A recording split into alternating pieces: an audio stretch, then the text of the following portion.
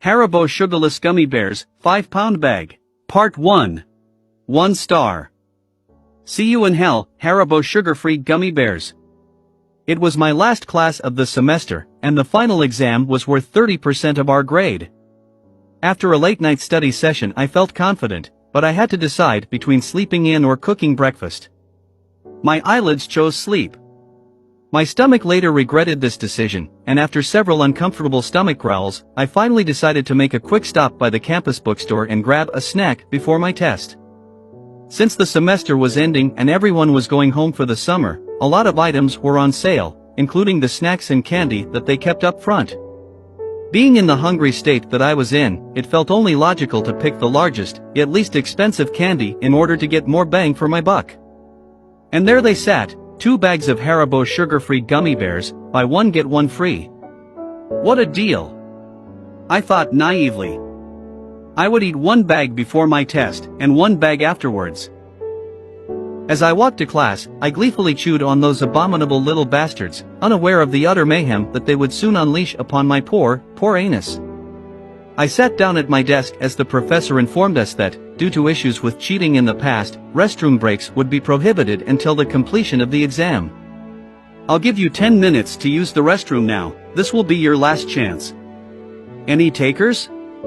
The demon bears hadn't released their unholy necromancy upon my stomach yet, so in my moment of ignorant foolishness, I remained seated, still munching on those miniature bear-shaped bombs.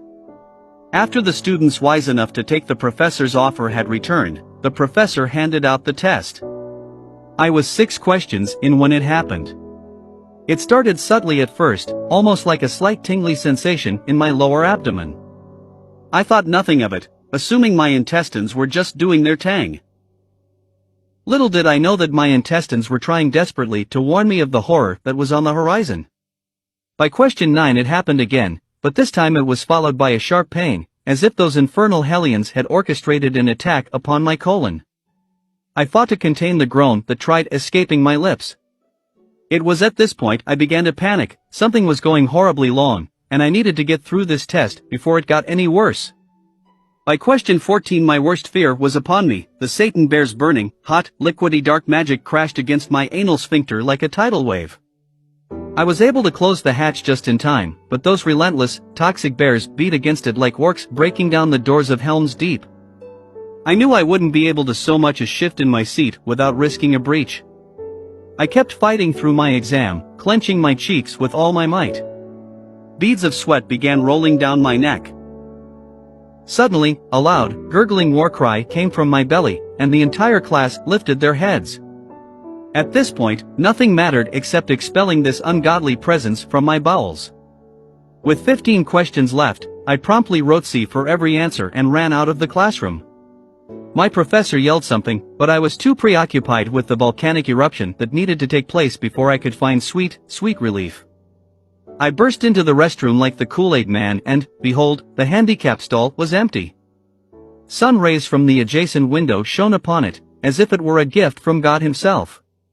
It took me less than 0.5 seconds to undo my belt buckle, pull down my pants, and finally relax my weary buttocks upon the toilet seat.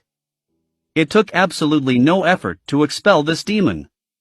Almost immediately, the floodgates of hell were opened and the damned, liquefied souls of an entire bag's worth of gummy bears cried as they burned through my sphincter and into the watery abyss below. I had never felt such simultaneous relief and anguish in my life. After 30 more minutes of this, I immediately went home, dug a hole in my backyard, and burned the remaining bag of gummy bears. I leave with this, I repeat, do not eat these spawns of Satan. Not only did they cause me to fail my final test, but the anguish I experienced is something I wouldn't wish upon anyone, not even my worst enemy. The only place these god-forsaken hellbears belong are buried deep below the earth's surface. 19th